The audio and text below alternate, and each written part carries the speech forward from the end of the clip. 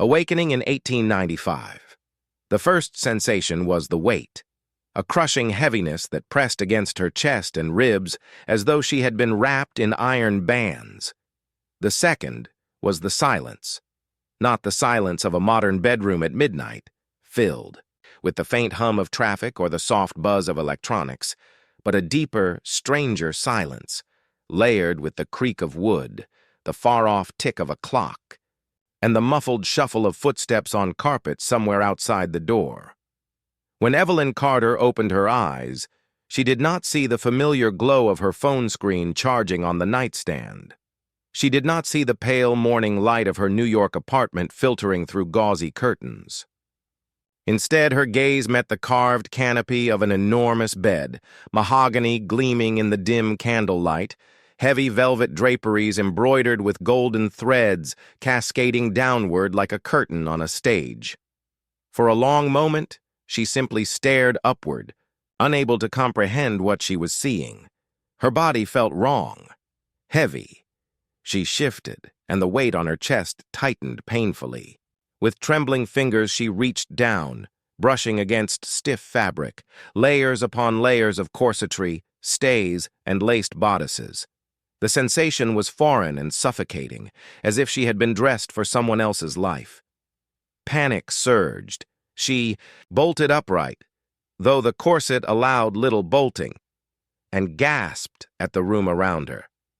Gilded mirrors glinted in the pale firelight from a dwindling hearth. Oil lamps flickered on ornate tables, casting shadows across wallpaper patterned with curling vines. A wardrobe taller than any man stood against the wall, its doors carved with family crests and lions. The air smelled of beeswax polish, coal smoke, and something sweet. Rosewater, perhaps. "Where am I?" she whispered hoarsely, though the sound of her own voice startled her. It seemed softer, lighter, refined in a way that wasn't her own. Before she could gather her thoughts, the door creaked open. A girl in a maid's uniform, starched apron, cap pinned neatly, entered, carrying a tray of tea. She curtsied, her eyes lowered. "Good morning, my lady," the maid said in a soft British accent. "I trust you slept well? Lady Worthington requests that you join her in the drawing room as soon as you are dressed." Evelyn's mouth went dry. Lady Worthington? Drawing room? The words rang like something out of a novel. Not the year 2025, where she had gone to sleep only hours before.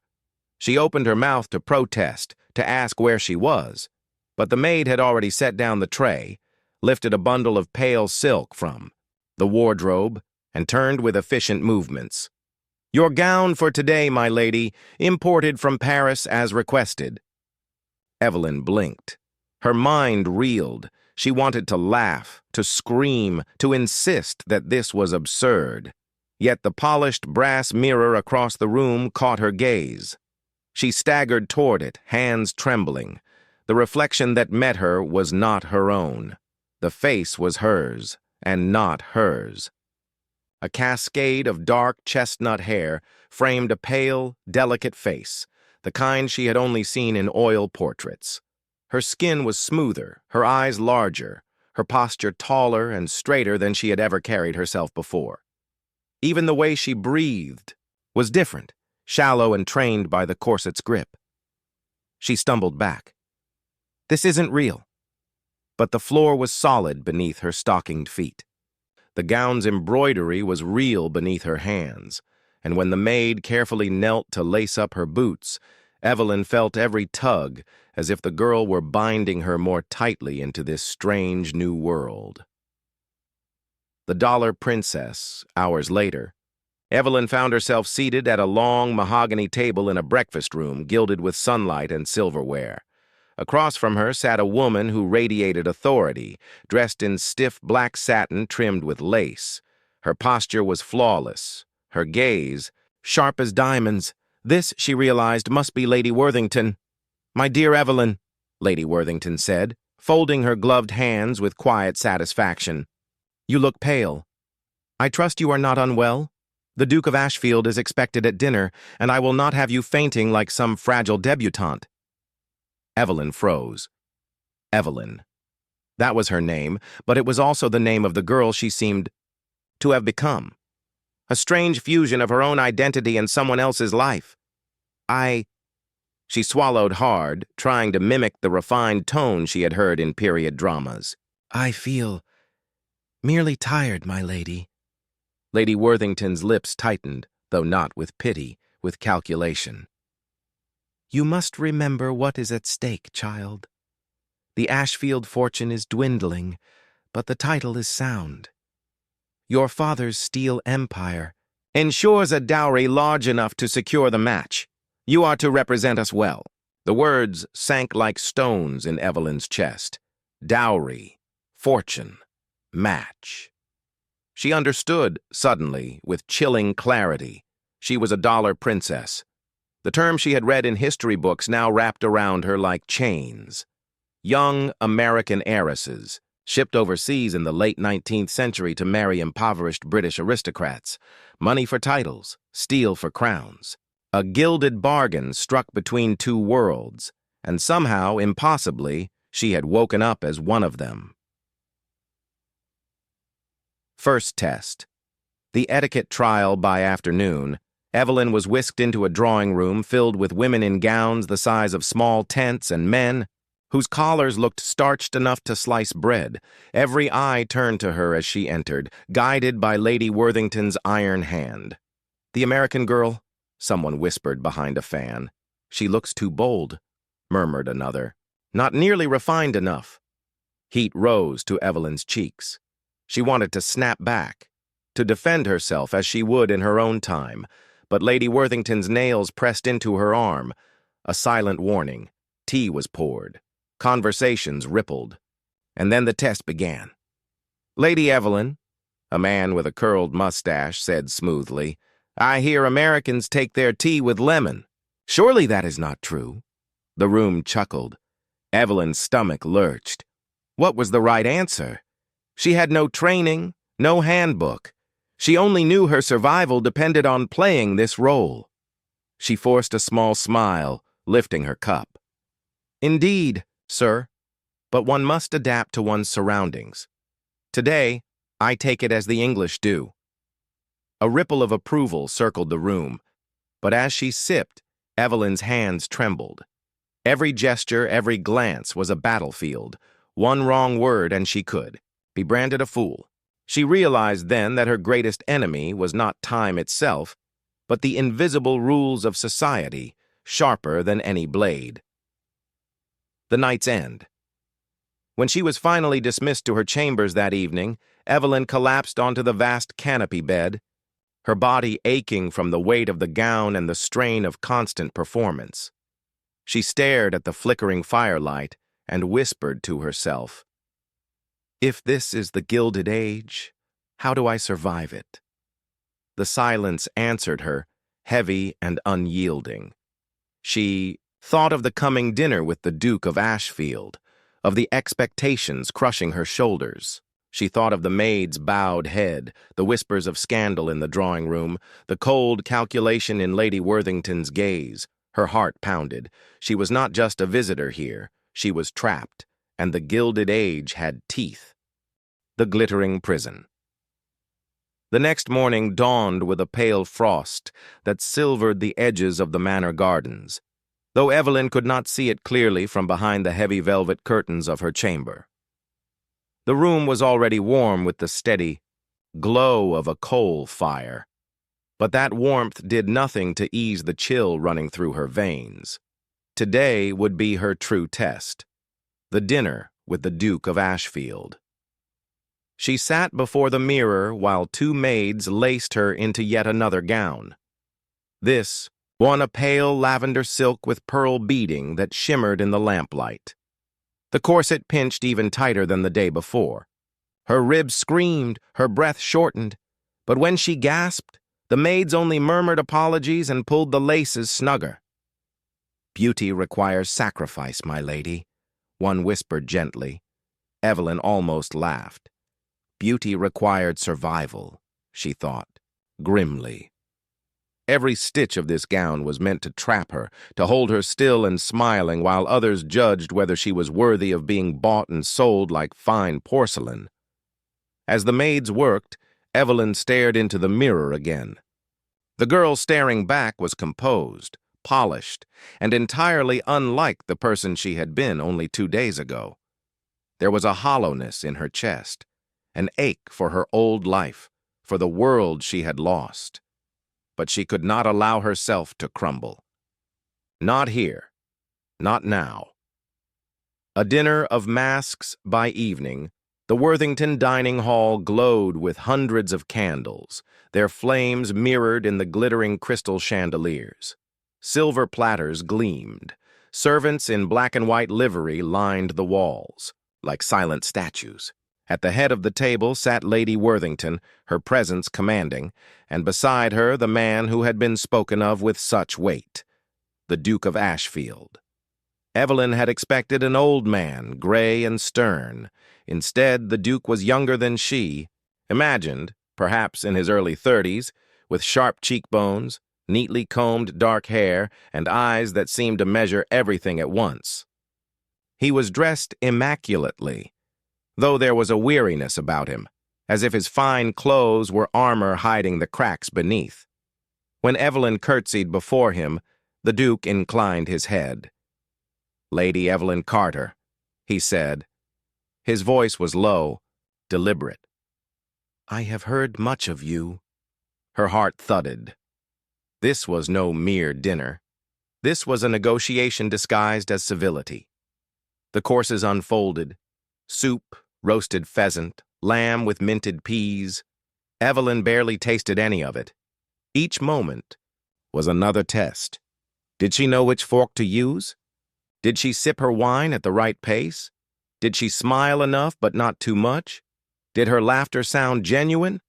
Around her, the room sparkled with conversation, but every word was a blade. One guest asked slyly whether American women danced as well as they talked. Another whispered to her about fortunes made in steel but lost in railroads. Beneath the candlelight, she felt less like a guest and more like a jewel being appraised. When at last the Duke spoke directly to her, the room fell into a hush. "Tell me, Lady Evelyn," he said, his gaze fixed on her with unnerving intensity. "What is it that you value most, wealth, influence, or freedom?" The question hit her like ice water. She could not answer truthfully. Freedom, of course. Freedom to breathe, to live her own life, to choose her own path. But here, freedom was not the acceptable answer. She set down her fork, hand steady despite the storm inside her. "A wise lady," she said carefully, "values balance. Wealth without influence is wasted. Influence without wealth is fragile. But neither is worth anything if one has not the freedom to act with dignity." For a long moment the Duke said nothing. His eyes narrowed ever so slightly, as though weighing her words. Then he gave a small, approving nod.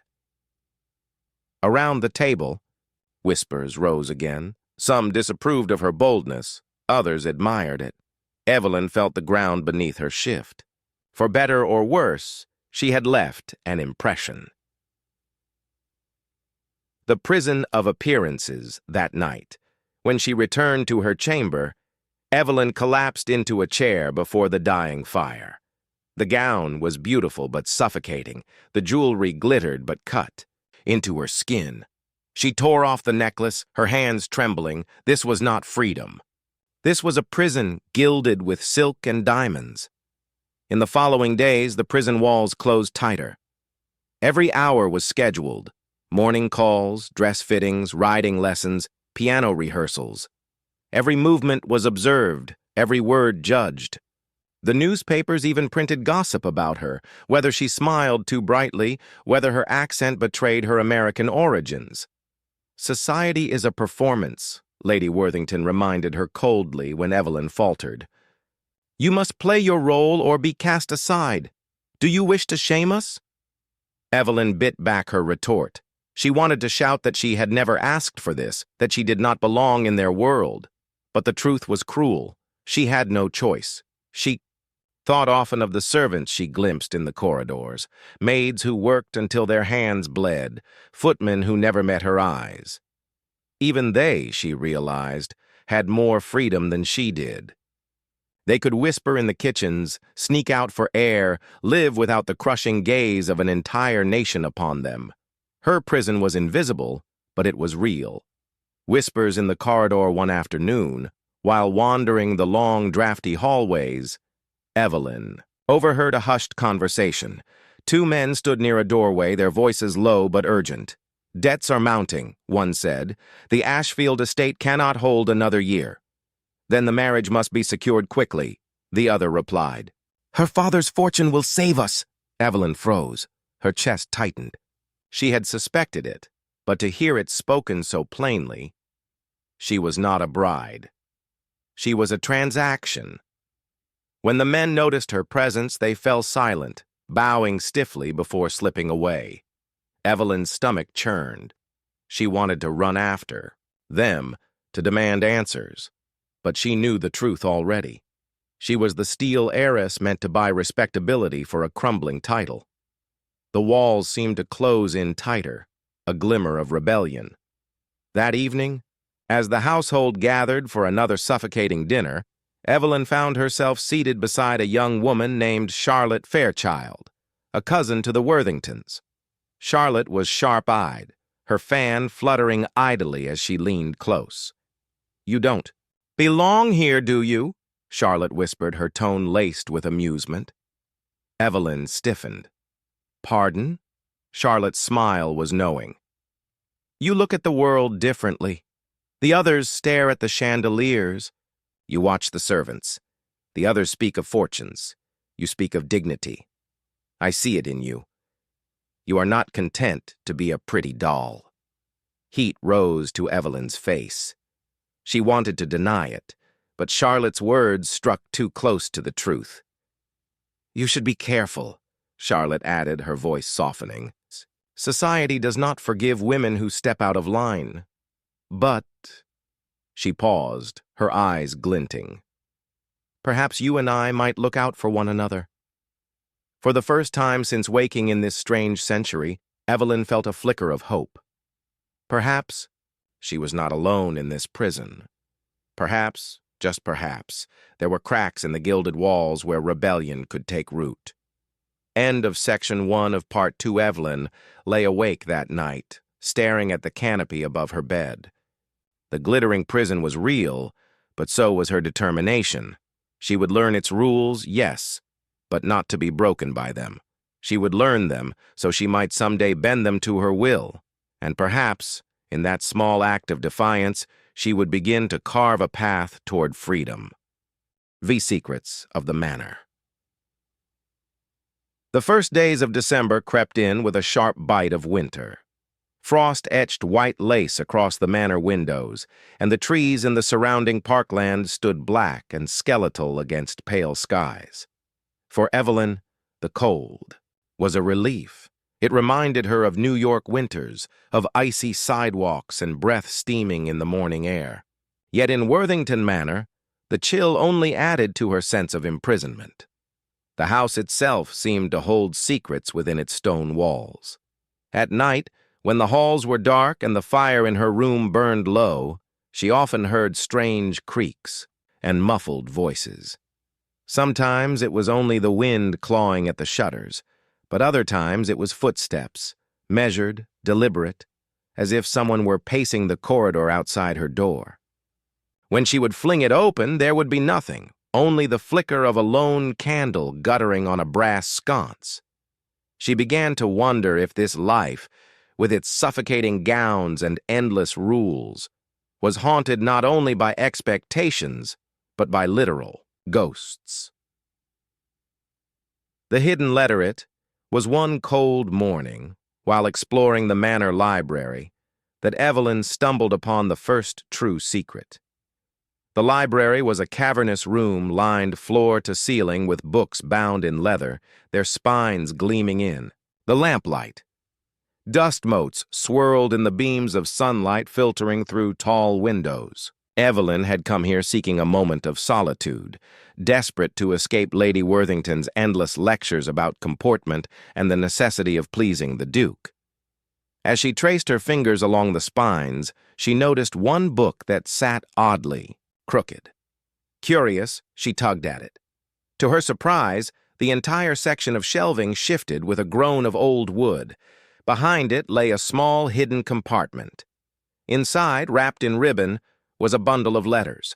Her hands trembled as she pulled them free and unfolded the top one. The handwriting was elegant, though faded with age. She read, "The Ashfield estate cannot endure another season without fresh funds. The girl's dowry will save us. Secure the marriage, no matter the cost." Her chest tightened. This was confirmation of what she had overheard in the corridor weeks before. The Duke's family was drowning in debt, and she, Evelyn Carter, the Dollar Princess, was their lifeline. But another letter caught her eye. This one was more personal, almost desperate. "Dearest R, I cannot bear the weight of this union. The American girl is sweet, but she is not the one I love. Yet if I defy my family, we are ruined. Forgive me. I am trapped." Evelyn's breath caught. Was this from the Duke himself? If so, he had feelings for someone else. She was not only being bought, she was being thrust into a marriage built on lies. She quickly tucked the letters back into their hiding place when she heard footsteps echoing in the hall. But her mind burned with questions. Who was R?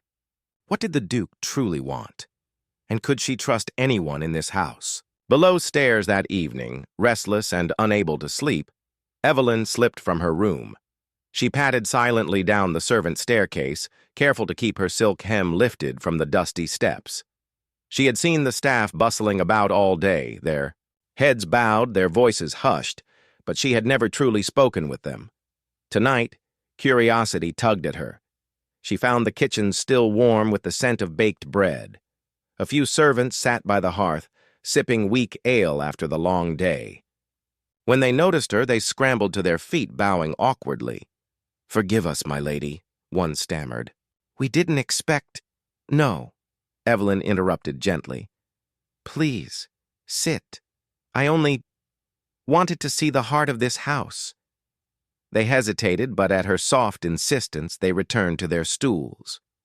One young maid, Mary, looked especially nervous, but finally offered her a seat by the fire. For the first time since arriving in 1895, Evelyn felt a sliver of ease. Here, among the staff, the conversation was different. They spoke of the cold, of sore hands, of wages that barely fed their families. Their laughter was quieter but warmer than the brittle tittering in the drawing rooms upstairs. Mary eventually leaned closer, lowering her voice. "It isn't my place, my lady, but you should know. The Duke is not what he seems. They say his debts are heavier than ever. And there are rumors." "Rumors?" Evelyn pressed. Mary hesitated. "That? He has a lover, a woman he cannot let go, though his family forces him to marry for money." Evelyn's heart clenched. The letters, they must be true. Confrontation with the Duke. The next day, she could not keep her discovery buried. When the Duke visited Worthington Manor to accompany her on a carriage ride through the frosted countryside, she seized the chance. The carriage. Wheels crunched over gravel, the horse's breath steaming in the air. Evelyn sat stiffly beside him, her gloved hands knotted in her lap.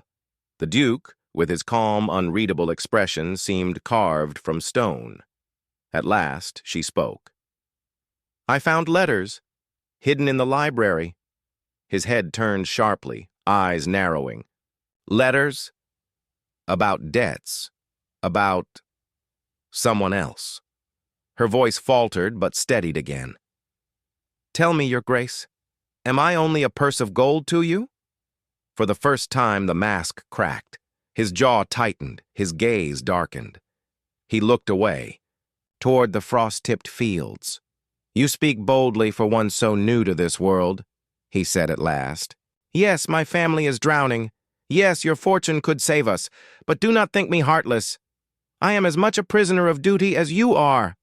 His voice carried a bitterness she had not expected. "And the woman?" she pressed softly. "Is she the one you love?" Silence stretched. The Duke's hands clenched around his cane.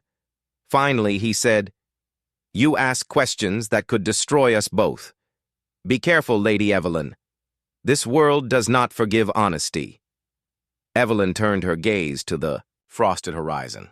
In that moment, she realized something startling.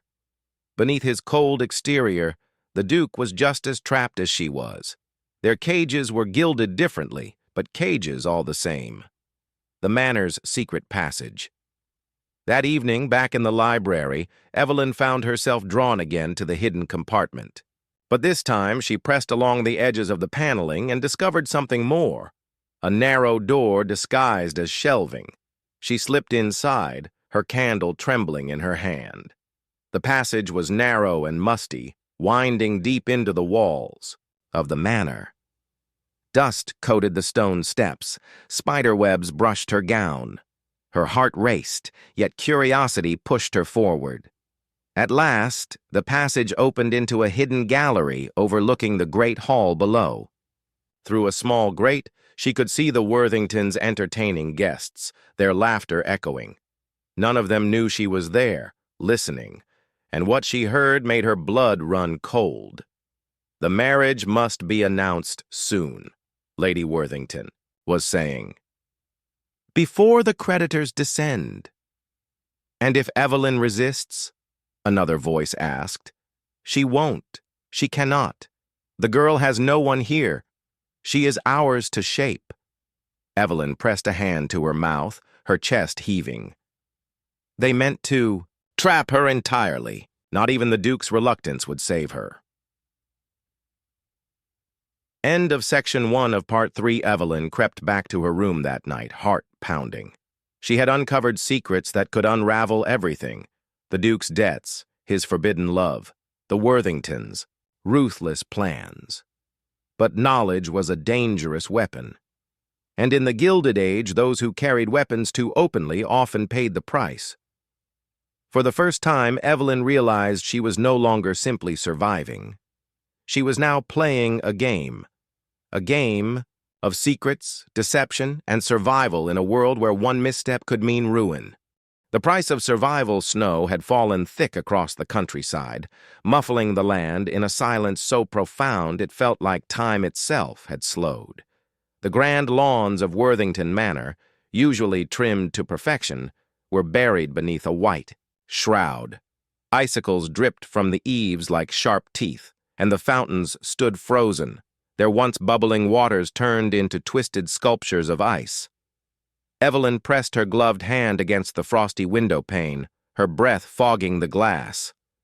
Winter in 1895 was harsher than anything she remembered from her own world. The manor's coal fires blazed, yet even within these opulent halls, the cold lingered. But what haunted her more than the cold was what she had seen the previous day. On a carriage ride with Lady Worthington, the village. Nestled in the shadow of the estate, the cottages sagged beneath the snow. Smoke barely rose from their chimneys, and children with pale faces and ragged scarves huddled at the roadside, their eyes following the carriages as though staring at salvation. The contrast had cut her to the bone. Inside the carriage, ladies in velvet and fur laughed over gossip. Outside, villagers shivered in hunger. The image would not leave her. The tenant's pliat was on one of these bitter days that Evelyn encountered her first true test of conscience. She had slipped away from the manor, cloaked and hooded, seeking a moment of solitude. The snow crunched beneath her boots as she wandered down the narrow path toward the village. Near a crumbling stone cottage, she heard a weak voice. "My lady!" She turned. An elderly tenant, stooped with age, stood at the doorway. His hands were calloused, his clothes patched and thin. Behind him, she glimpsed a woman, perhaps his daughter, coughing by the hearth, a child clinging to her skirts. Evelyn's chest tightened. "I beg your pardon," the man said, bowing awkwardly. "I should not trouble you, but the winter has been cruel. The rent is too high. We cannot keep both food and coal." Her throat closed. She wanted to promise him the world, but she was not mistress of this land. She was barely mistress of herself. She faltered, then steadied her voice. "I will see what I can do." The man's eyes, dull with resignation, flickered with a fragile hope. "God bless you, my lady."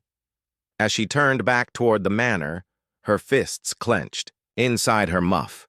She could not ignore this. If she truly meant to survive this world, she could not become as cold as those who ruled it. The Duke's warning.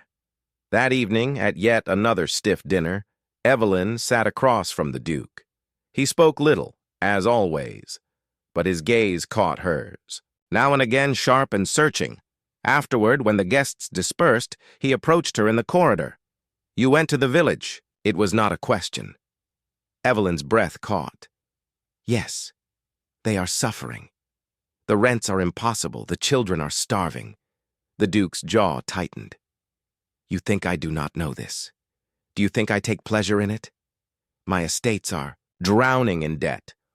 If I lower the rents, the creditors will seize everything. If the creditors seize everything, the villagers lose even the roofs over their heads. We are all trapped, Lady Evelyn." His words were edged with frustration, but beneath them she heard truth. He was no villain delighting in cruelty. He was a man shackled by generations of decay. Still, Evelyn's anger flared. Then why play this game of dinners and dances? Why smile while children freeze? The Duke's eyes darkened. "Because that is what survival demands. Do not mistake civility for cruelty, but be careful. Too much sympathy in the wrong ears will be called rebellion." His warning chilled her more than the snow. A dangerous act of kindness, yet Evelyn could not silence her conscience. Late one night, with Charlotte's quiet assistance, she filled a basket with food from the manor kitchens. Bread, cheese, salted pork, even a little coal smuggled from the storeroom. Cloaked in shadows, the two women crept through the snow to deliver it to the elderly tenant's family. The gratitude in their eyes was overwhelming. The child clutched Evelyn's hand as though she were a saint, but on their way back, a figure stepped from the shadows. It was Lady Worthington. Her eyes burned with icy fury. "What is this?" Evelyn's heart lurched. Words failed her, but Charlotte, quick-witted, spoke. "We were merely taking a walk, Aunt. The air clears the mind, lady." Worthington's gaze lingered on Evelyn's basket, her lips thinning. "Do not forget, Evelyn, you are not here to play at charity. You are here to secure a future, for yourself, for this family, for us all. One whisper of scandal, one hint that you meddle where you should not, and you will destroy everything." With that, she turned and swept back toward the manor, her black cloak trailing like a shadow. Evelyn stood trembling, the cold seeping through her bones. But though fear gripped her, she also felt something else, defiance. If survival demanded cruelty, then she would survive her own way. Whispers of rebellion. The following weeks only deepened Evelyn's unease. Word of her kindness seemed to have spread quietly among the tenants. When she walked through the village, people looked at her with cautious respect. A few even nodded, whispering blessings. But within the manor, the atmosphere grew tense. Servants hushed when she entered. Guests eyed her more critically. Lady Worthington watched her like a hawk, ready to pounce at the slightest misstep. Charlotte whispered warnings in the safety of her chamber. "They think you dangerous. Too much compassion looks like weakness here. Be careful, cousin. They would rather see you fail than risk change."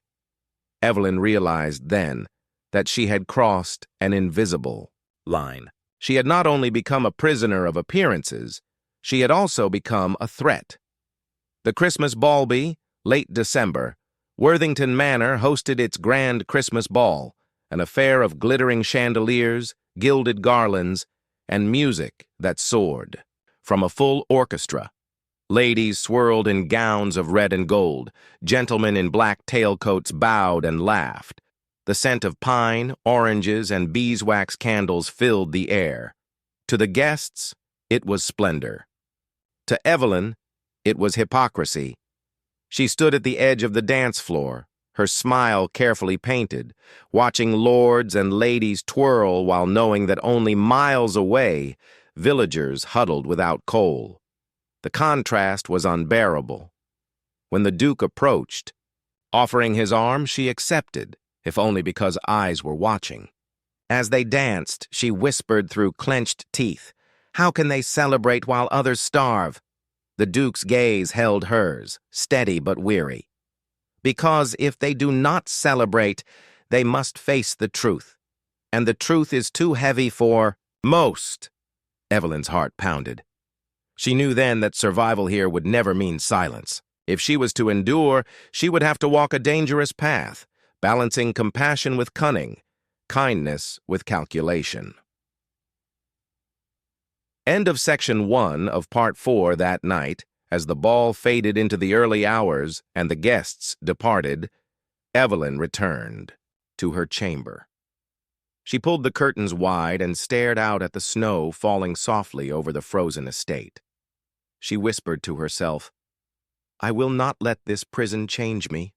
I will survive, but on my own terms." The frost-coated world outside seemed to shimmer with quiet approval, as though daring her to try. Scandal and betrayal, the whisper, that spread like fire. The glitter of the Christmas ball had barely faded when the whispers began. Evelyn noticed it first in the drawing room. Conversations halted when she entered, fans fluttered nervously, and eyes darted toward her with thinly veiled suspicion. At dinner, the gentlemen who once sought her attention now seemed distracted, their smiles brittle. Even the servants, loyal in their silence, exchanged quick glances as they poured the wine. "Tie" was Charlotte who brought the truth. Slipping into Evelyn's chamber late one evening, her face pale in the candlelight, she whispered, "They say you've been sneaking food from the kitchens, that you've been giving it away to the tenants." Evelyn's breath caught. "How could they know?" Charlotte shook her head. "Someone has betrayed you, and worse, the gossip has reached the papers." She produced a folded sheet of the Times. Evelyn snatched it, her hands trembling as her eyes devoured the words. "American heiress plays the Lady of Mercy. Miss Carter forgets her place." The article painted her not as compassionate, but as reckless, foolish, even dangerous. It suggested she was meddling in affairs beyond her understanding, that her actions insulted the dignity of the estate, and though her name was not printed in full, everyone knew who it meant. Evelyn's stomach churned. This was no idle rumor. This was the beginning of a scandal. The Duke's fury. The next morning, the Duke summoned her to his study. The fire blazed hotly, casting shadows across the shelves of law books and ledgers stacked high with debt. He stood by the window, his hands gripping the sill, his jaw tight. "You've made yourself a spectacle," he said without turning. Evelyn's chest tightened.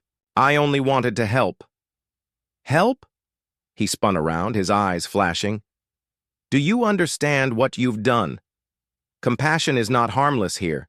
It is political. You've made me look weak, unable to control my own future wife. And now creditors and rivals will seize upon it." Her voice trembled, but she stood her ground. "Would you rather I stood by while children froze?" His silence was cutting. At last, he said bitterly, "You think you are the only one who cares. I see them too, Evelyn. Every hungry face, every thin blanket. But you mistake sympathy for power. You cannot save them with baskets of bread.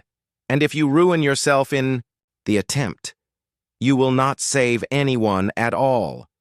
Evelyn's throat burned with unshed tears. Then what is the point of all this? These dinners, these dances, this prison? If we can't use our position to change anything, what is the point?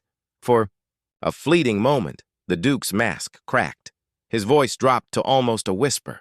The point is survival, and survival demands sacrifice. A traitor revealed. That night, Charlotte returned again, her expression grim. I know who betrayed you, she said. Evelyn's heart thudded. Who? Charlotte hesitated. Lady Worthington's maid. She overheard us that night we returned from the village. She told Lady Worthington, and Lady Worthington, I suspect, whispered it to the papers, to teach you a lesson. Evelyn's blood ran cold.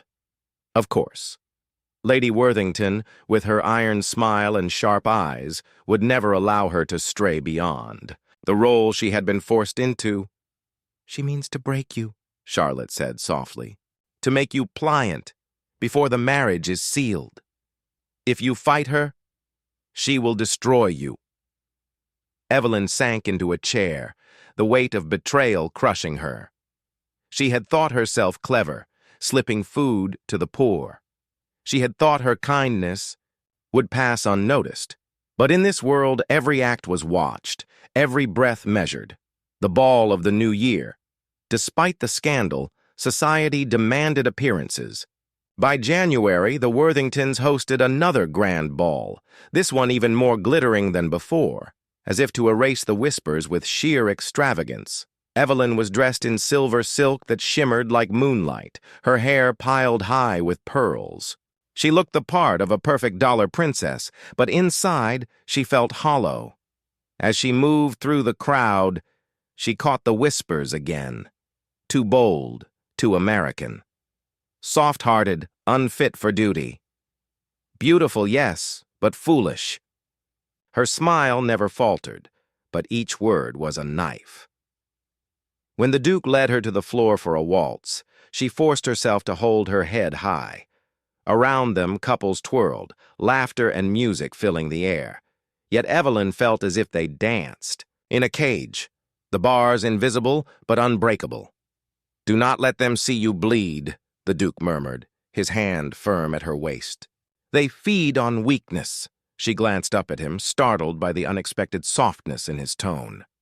And what of truth? She whispered. His eyes met hers.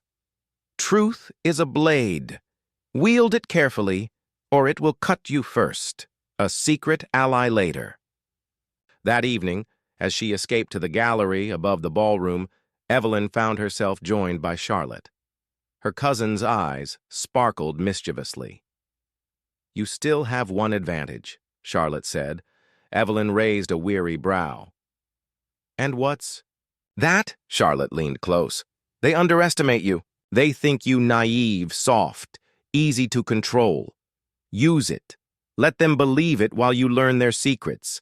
Then, when the time comes, you will strike where it hurts most. Evelyn stared at her, her heart pounding. Could she truly play the game this way? Could she turn their scorn into a weapon? Charlotte smiled. The Gilded Age is nothing but theater, cousin. If you must play a role, then make it your own. The first spark of betrayal, but as Evelyn descended from the gallery, determined to try, she heard a voice that stopped her cold. Poor little heiress, someone was saying. She thinks herself a savior. In truth, she's only a purse of steel wrapped in lace. It was Lady Worthington, and standing beside her, nodding in agreement, was a gentleman Evelyn had thought sympathetic, a journalist who had once spoken kindly to her, a man she believed might be an ally. The truth struck like a blow. She had trusted too easily. Already, her words, her acts, were being twisted into weapons against her. End of Section 1 of Part 5. Evelyn returned to her chamber that night shaken but unbroken. Betrayal had cut her deeply, but it had also steeled her resolve. She could no longer afford to act only with kindness. If she wished to survive, if she wished to win, she would need cunning as well. And for the first time, Evelyn realized the game had truly begun. Fire in the gilded cage. The storm. Before the fire, January's frost deepened into a cruel winter, the kind that seemed intent on stripping the countryside bare of warmth and life. The manor groaned beneath the weight of ice and debt. Evelyn walked, the echoing corridors each day with a gnawing sense that something inevitable was coming, like the sky before a storm, heavy and waiting to break. The gossip had not faded. If anything, it had grown teeth. Whispers reached her of London's salons mocking the dollar princess with her bleeding heart, of creditors circling Ashfield like wolves, of rivals waiting for the perfect scandal to topple the Worthingtons. And, through it all, Lady Worthington's gaze bore down on her, cold, relentless, a hawk circling its prey. The Duke had grown distant, too, burdened by letters that arrived daily from lawyers and bankers. Even Charlotte, bold and mischievous, had grown quiet. The glittering cage was trembling, and Evelyn could feel the cracks forming. The invitation came on a brittle morning, a grand invitation embossed in gold. The Earl of Wexford, one of society's most influential figures, was to host a winter gala in London. Attendance was not optional, it was a command. Lady Worthington handed Evelyn the card with thinly veiled triumph. This is your chance to repair the damage. One wrong step, and you will not only ruin yourself, you will drag this entire family into disgrace. Evelyn forced a polite smile.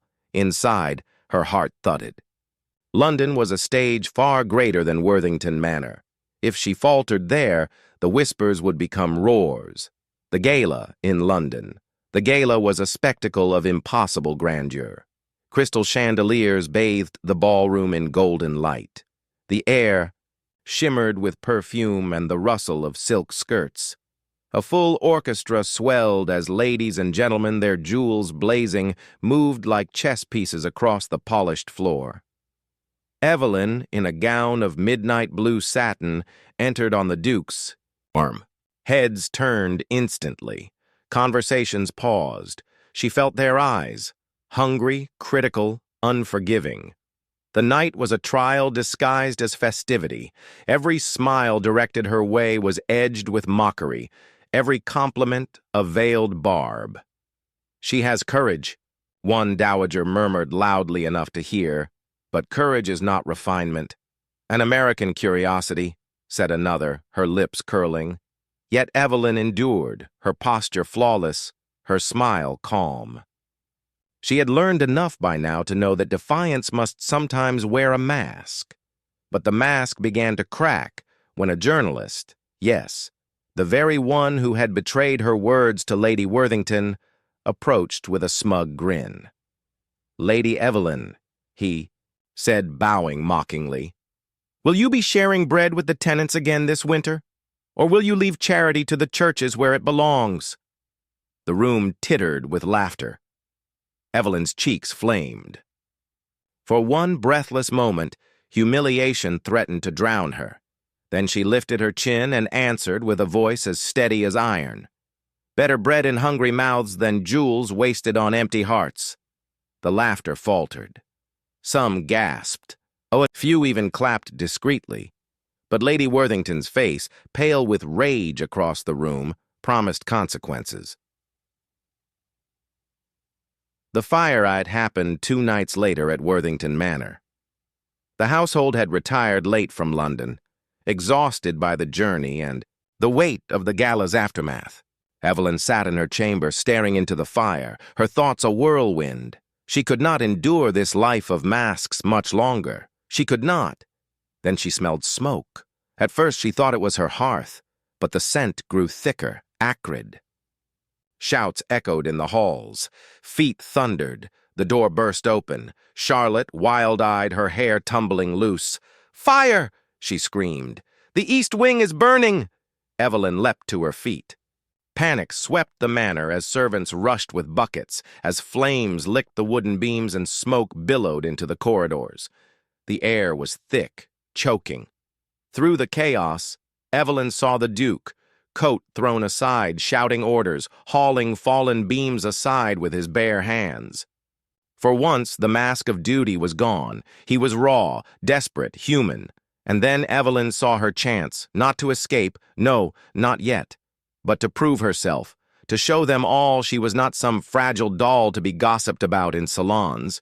She gathered her skirts, tied them high, and plunged into the smoke-filled hall where the servants screamed that a child was trapped. The rescue. The nursery was an inferno.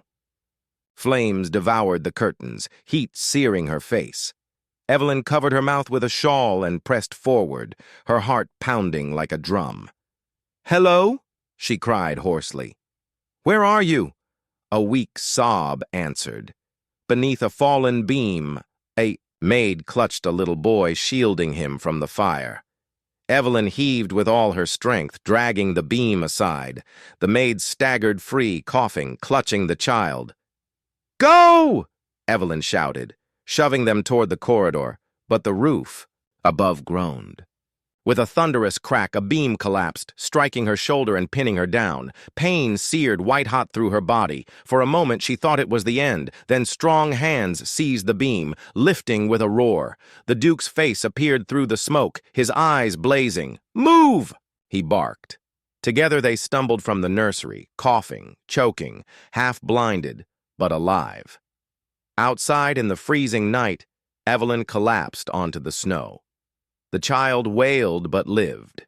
The Duke knelt beside her, gripping her hand as the flames consumed the east wing behind them.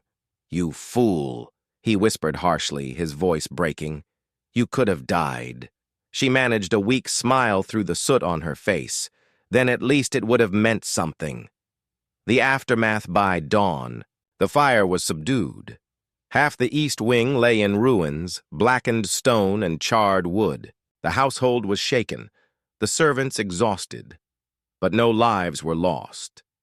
And for the first time, the whispers changed. The tenants who had once pitied her now spoke her name with reverence. Servants whispered of her courage, her defiance. Even among society, rumors spread, not of her scandal, but of her heroism. Lady Worthington, pale with fury, could not openly condemn her without condemning the act itself. The Duke, though still stern, looked at her differently now, as if he finally saw not just an heiress, but a woman of fire and steel. But Evelyn knew the game was not over. The fire had shifted the balance, but it had also drawn sharper lines. She had saved a child, yes. She had proven her courage. But she had also exposed herself further, shown she would not bend quietly, and in the Gilded Age, courage was as dangerous as scandal. End of Section 1 of Part 6. That night, as Evelyn lay in her bed, her shoulder bandaged, she stared at the ceiling and whispered, "The cage may burn, but I will not." The manor's ruins smoked outside the window. The future was uncertain.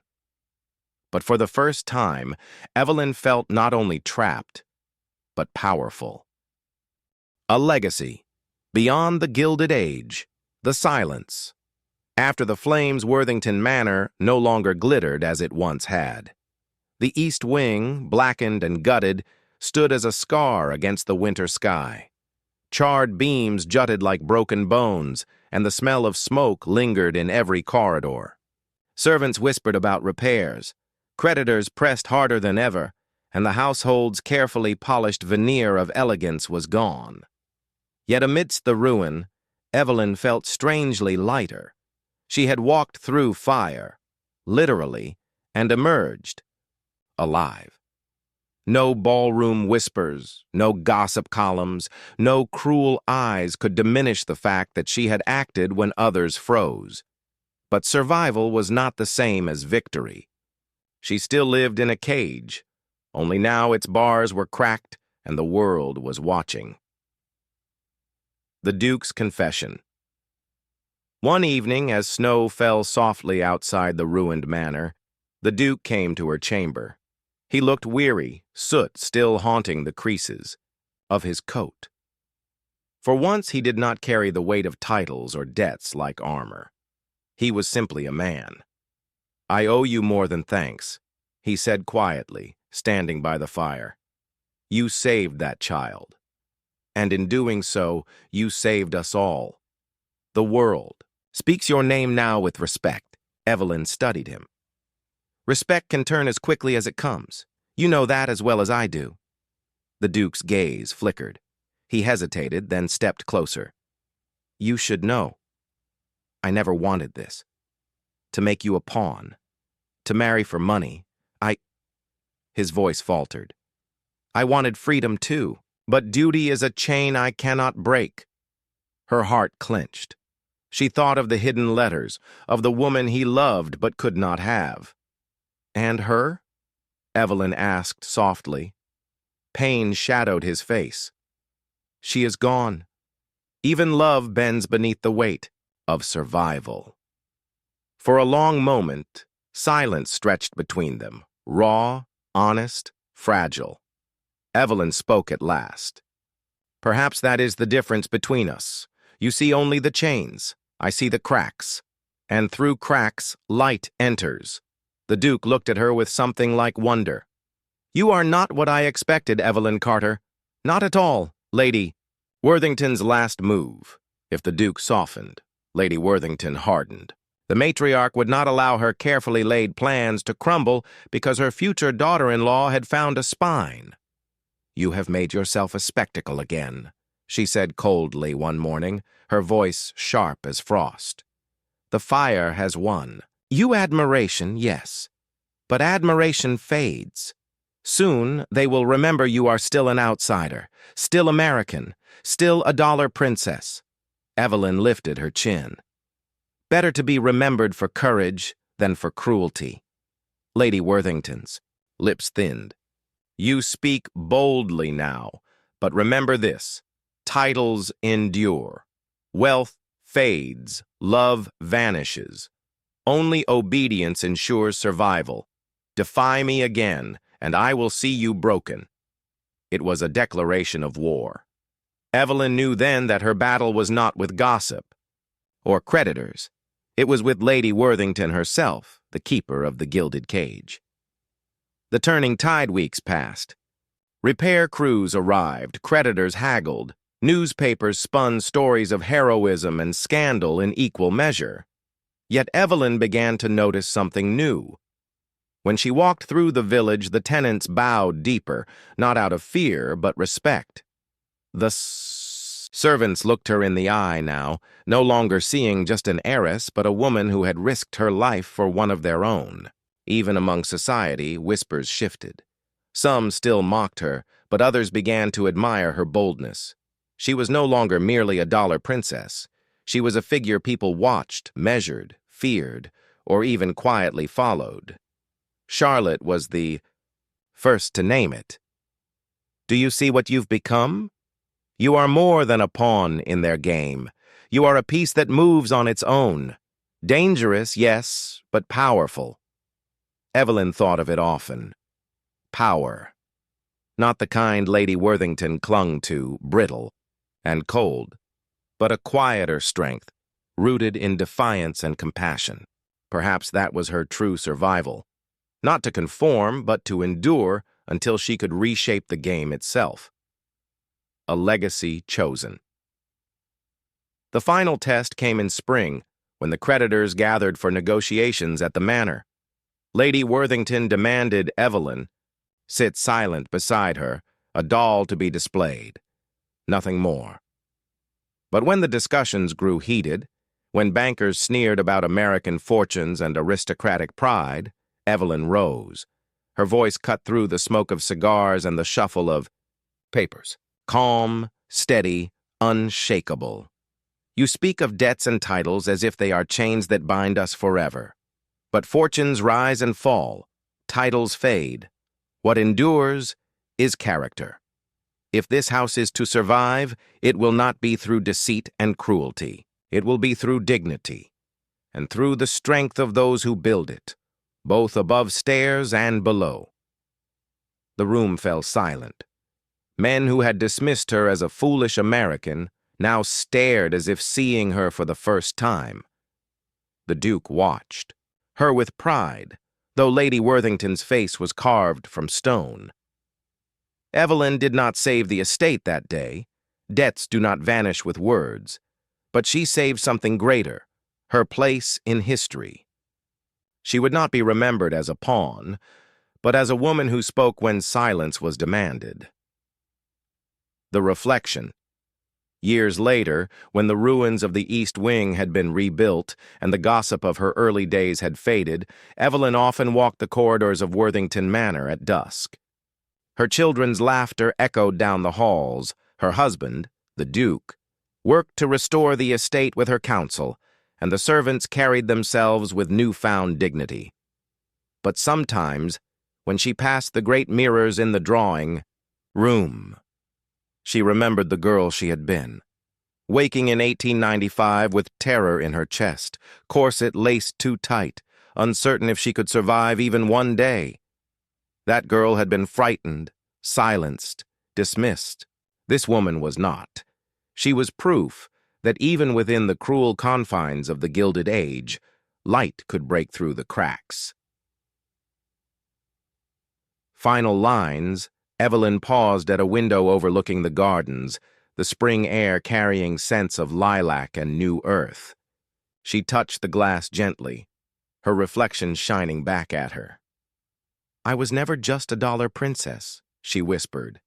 "I was the fire that refused to be caged." And in that moment, she knew. Her legacy was not one of survival alone.